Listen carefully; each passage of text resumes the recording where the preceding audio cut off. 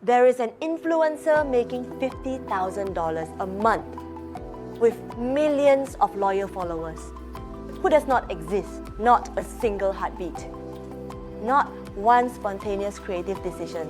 In today's episode, we're decoding the complete 2-4 month blueprint, every phase, every trap, and exactly why strategic sequencing matters more than any single piece of content you will ever make.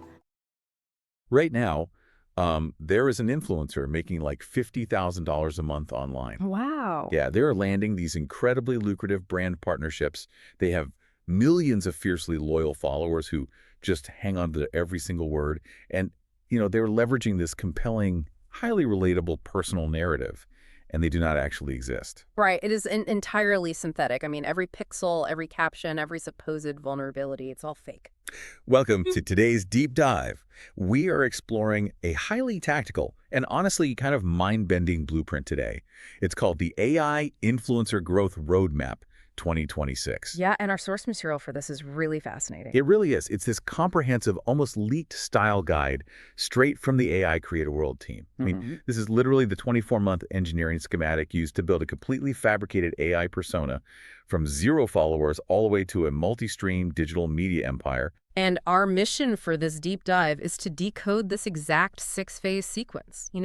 We are going to look under the hood and uncover why some of these virtual accounts hit this brutal ceiling at maybe 5,000 followers, while others just effortlessly rocket past the 100,000 mark. Yeah, and the spoiler here is that scaling an AI influencer has almost nothing to do with the creative genius of an isolated piece of content. No, not at all. It relies entirely on a rigid, system-based growth architecture instead of just, throwing reactive tactics at the algorithm. Exactly. So if you are listening right now, whether you are actively trying to construct a digital brand yourself, or maybe you're prepping for a high-stakes marketing strategy meeting, or honestly, you're just insanely curious about how these virtual creators are quietly siphoning massive real-world revenue streams out of the digital economy, this deep dive is your shortcut. It really is the blueprint.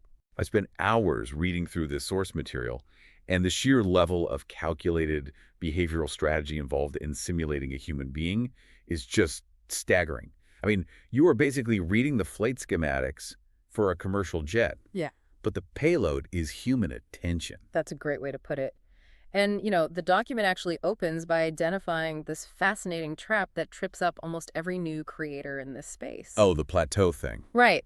They note that when accounts plateau early on, the creators just assume their content isn't, quote unquote, good enough. So they try to make the AI prettier, or they make the videos flashier. Right, they panic. Exactly. But the gap between stalling and scaling is what the roadmap calls strategic sequencing. Like if you do step 4 in step 1, you literally break the machine. Which means we have to dive straight into month 0. Okay. Let's unpack this. The roadmap designates the first 2 months as phase 1, which they call the launch foundation. Yeah, phase 1. And this is the most consequential phase, and naturally it's the one human creators always rush through because it is just incredibly tedious.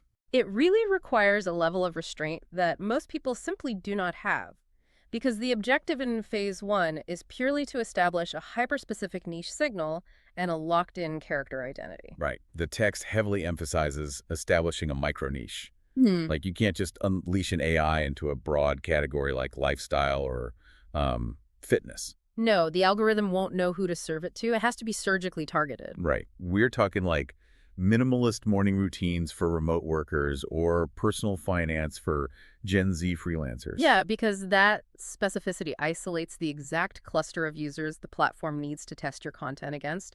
But before you even open a social media app, you have to nail down 4 foundational persona decisions. Right, and these are so detailed. Very. First is the visual identity. And this isn't just, picking a hairstyle for your AI.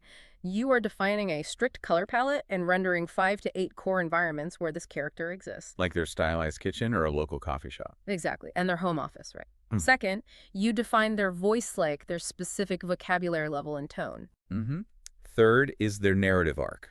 Where are they starting and what is their aspirational goal over the next 12 months? And fourth, you need a single sentence positioning statement. Basically, what specific problem does this account solve for the viewer?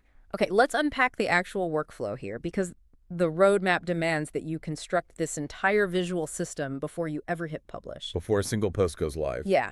You have to save and catalog your Midjourney character reference prompts so the face stays perfectly consistent across hundreds of generations.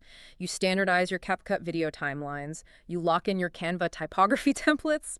I have to admit, when I first read this, doing month 4 branding decisions in week 1 felt incredibly premature. It feels backwards. It really does. To me, it feels like picking out the custom drapes and painting the living room walls before you have even poured the concrete for the house's foundation. I get that, but look at what happens if you don't do that. The roadmap actually includes this explicit warning for the first 40 posts. It says in bold, do not optimize anything in phase 1. Yeah, and I initially pushed back on that when I was reading.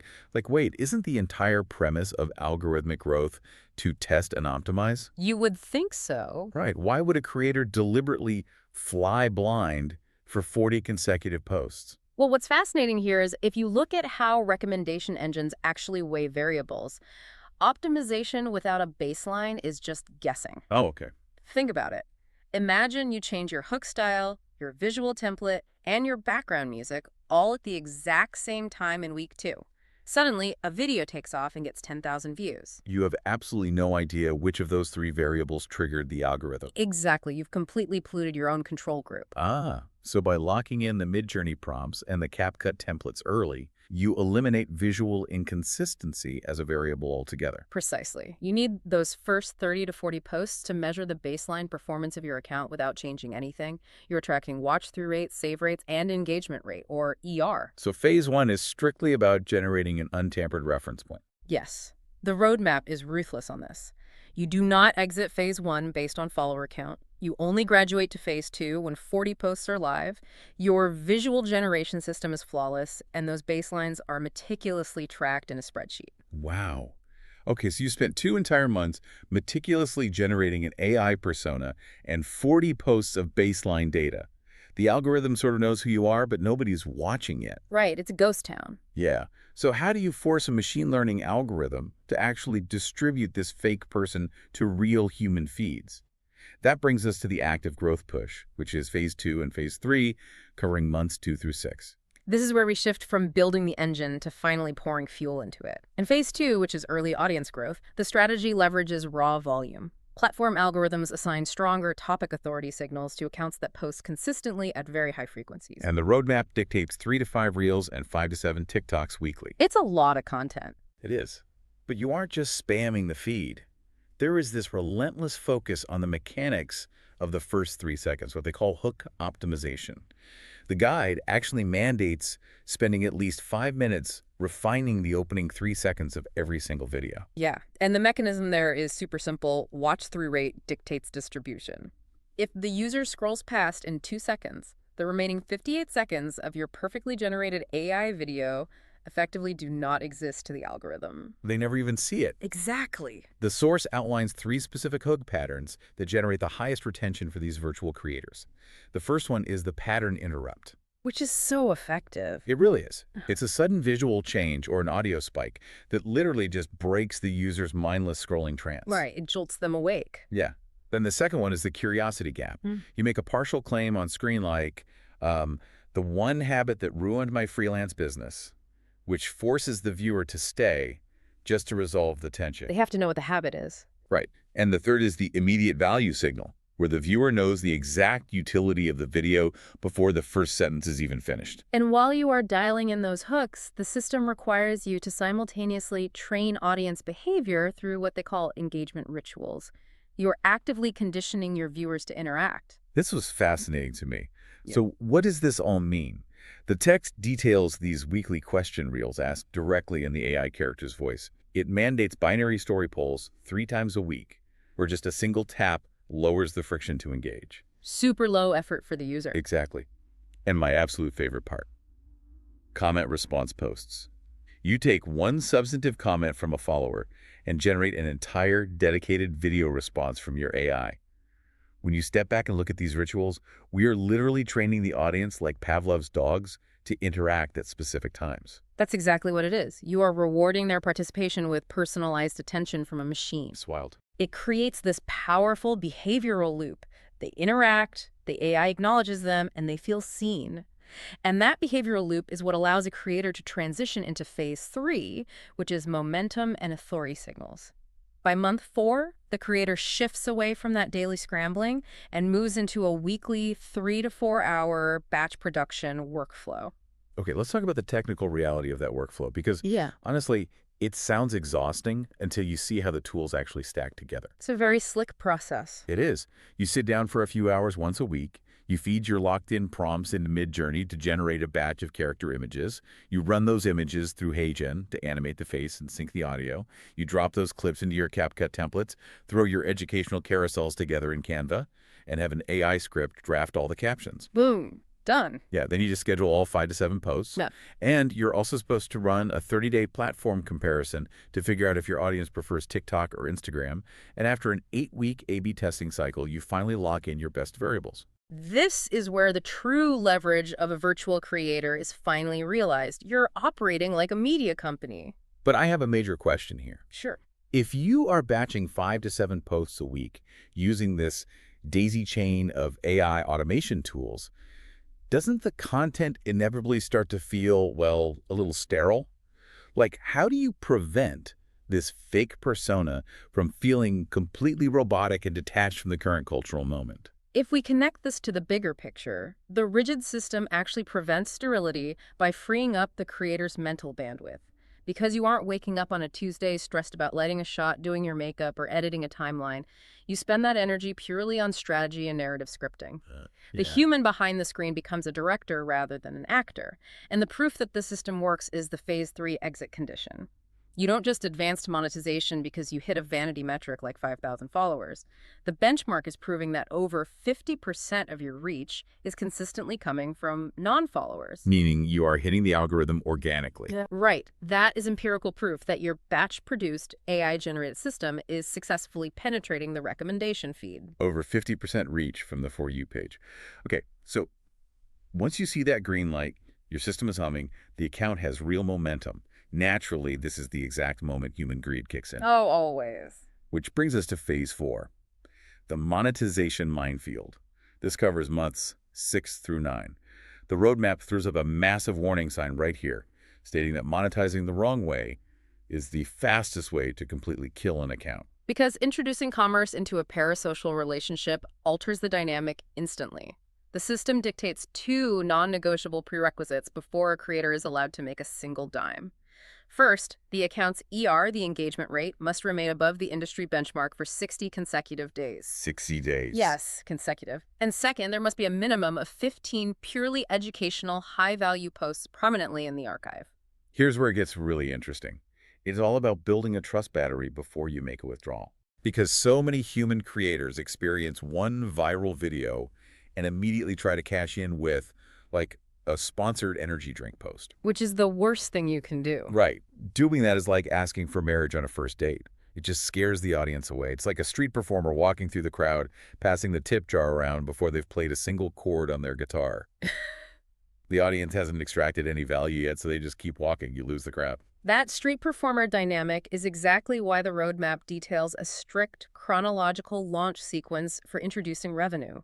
It is specifically designed to preserve that all-important engagement rate. And the sequence is plotted out week by week. Weeks 1 and 2 are dedicated solely to affiliate marketing. You quietly drop links that organically align with your micro-niche into your highest saved educational posts. You aren't pitching, you are providing a resource. Right, it feels natural. Yeah. Then, weeks 3 and 4, introduce UGC outreach. You reach out to brands whose aesthetic aligns with your AI character and offer to make user-generated content videos for their ads, charging like $200 to $400 a video. Yeah. But wait, What is it? let me pause right here because this completely broke my brain when I read it. How exactly does a pixel-generated AI hold a physical bottle of moisturizer or a physical tech gadget for a UGC video. Yeah, it sounds impossible, right? It requires a bit of technical sleight of hand. The creator acts as a body double. Oh. Yeah, they film themselves holding the physical product in a well-lit environment, interacting with the packaging. Then, using AI compositing tools, they face swap the virtual character onto their own body, or they use a green screen to composite the AI's upper body into a scene with the product. The brand gets a flawless, infinitely adjustable spokesperson, and the creator never has to show their real face. Unbelievable. That is so clever. So you were doing these hidden UGC deals, and then in weeks 5 through 8, you finally move to public brand partnerships. You build a media kit based on your rock-solid metrics and pitch long-term collaboration concepts. And finally, you launch the holy grail of this ecosystem, digital products. This raises an important question, right? Because the methodology for developing those digital products is brilliant. It removes all the guesswork. You don't just brainstorm what you think the audience wants to buy. No, you let the data decide. The roadmap says you look at your analytics over the past 60 days. You find the single educational carousel that had the highest save rate, the piece of content people literally bookmark to study later. That topic becomes your product. It's guaranteed demand. Exactly. You expand it into a $15 to $97 PDF guide or a Notion template. And the framing is the crucial psychological lever here. When you launch that $97 Notion template, you market it by pointing directly back to that highly saved carousel. You frame the paid product as the masterclass upgrade to the free version they already loved. By following this sequence, affiliates first, behind the scenes UGC second, public brand deals third, and data-backed digital products last revenue is introduced as a natural expansion of value. Exactly. It doesn't feel extractive to the audience. Yeah. You are monetizing the asset without degrading the trust battery. You survive the minefield. But making a few $1,000s a month from templates is just a milestone. The ultimate promise of this blueprint is a digital brand empire. Which brings us to the final massive leap. How does a single fake AI character doing TikTok trends transform into a massive multi-stream media company? This happens in Phase 5 and Phase 6, spanning month 9 all the way through year 2. Phase 5 is brand expansion. Right. The entire goal shifts from broadcasting on the algorithm to building deep, off-platform community resilience. You extract the audience from the volatile recommendation feed. You take the top-performing concepts from your short-form videos and compile them into structured 10 to 15-minute long-form YouTube videos. Oh. You launch a Substack newsletter, a dedicated Discord server, or even a Patreon. This is where I really struggle to understand the psychology. I mean, I get why someone follows an AI for quick Canva tips, but why would a real human being pay $5 a month to join a Patreon run by a character they know is essentially a sophisticated cartoon? Because of the monthly character development posts. The roadmap explicitly states that educational content generates saves, but narrative arc content generates loyalty. Humans are fundamentally wired for storytelling. Think Right. about how we consume television. We know the characters in a soap opera or an anime aren't real, Right. but we still become deeply emotionally invested in their struggles, their failures, and their triumphs. So the creator scripts a narrative where the AI experiences burnout or gets laid off from their virtual job or celebrates a major life milestone. They manufacture a relatable struggle. And that shared narrative experience within the Discord server fosters a genuine community among the real human followers. They bond over the character's journey. Once that community loyalty is established, you reach Phase 6, empire scaling. This is where the creator fully removes themselves from the operational grind. The documentation of those early workflows finally pays off here. You hire virtual assistants and prompt engineers. You hand them the Midjourney reference codes and the Canva templates you locked in during month 1. They generate the images and schedule the posts. Yep, you delegate all of it. And then, using this exact same battle-tested infrastructure, you launch a second AI influencer in a completely different micro-niche. You build a portfolio of personas. The end goal of stacking these revenue streams across multiple characters is hitting anywhere from $15,000 to over $100,000 a month. But looking at Phase 6, I noticed a glaring paradox here. What's that? Well, if an assistant is running the prompts, and the AI is rendering the video, and an algorithm is writing the captions, what is the human creator actually doing? Where are they in all of this? It represents a profound shift in creative identity. The human transitions from being a solo artist to an architect. The workflows that can be documented or delegated, What cannot be outsourced, what remains strictly the creator's domain, is the overarching strategic architecture. The strategy. Right. The human creator owns the emotional resonance of the character's voice. They plot out the 12-month narrative arc. They identify the shifting cultural trends that inform the content pillars.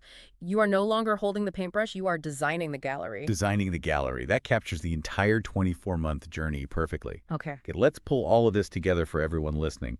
If you take away anything from this deep dive into the 2026 AI influencer roadmap, it should be this.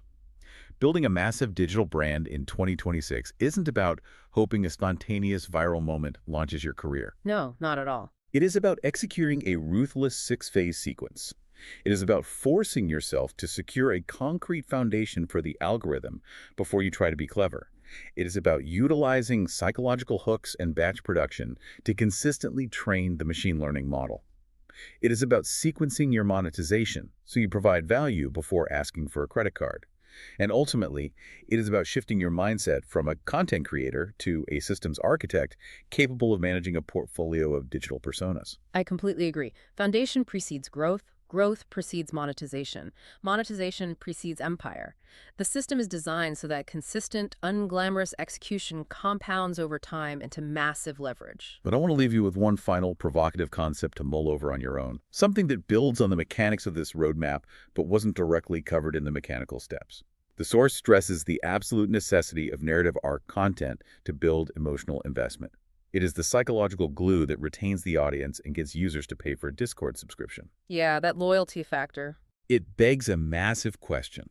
If millions of people are perfectly willing to build deep emotional connections, exhibit fierce brand loyalty, and form tight-knit communities around digital characters that they fully know are artificially generated, what did that mean for the future of human authenticity online?